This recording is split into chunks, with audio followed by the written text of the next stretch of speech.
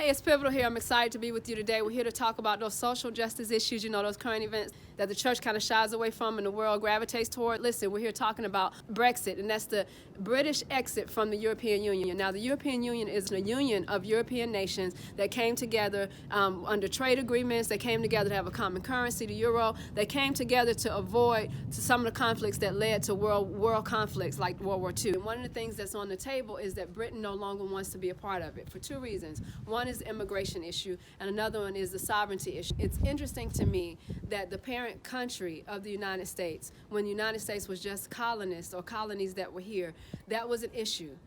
An issue of immigration is now the issue when our very nation was founded on immigration. People showing up on these shores and saying, we now want this to be our nation. Had there been no immigration policies, there would be no United States. That is another issue for another day. I mean, when they put the referendum on the table, many people were saying it's time to exit because we don't believe that these elite have our best interest at heart. We believe that the EU is about benefiting a certain group of people, and we're no longer benefiting. And so that disgruntlement that we find even in the United States with the parties, the Republican Democratic Party, that people feel like they're elite, they're not looking out for the good of the citizens, and people got disgruntled. That's a big part of what President Trump's platform was about. So as believers, we have to keep our eyes open because globally, people are disgruntled with their government, and whenever you find nationalism and disgruntlement being an issue, that's something that has to be talked about. I mean, there's so much involved with this exit. I mean, David Cameron, who was the prime minister, actually resigned once he realized Britain was exiting,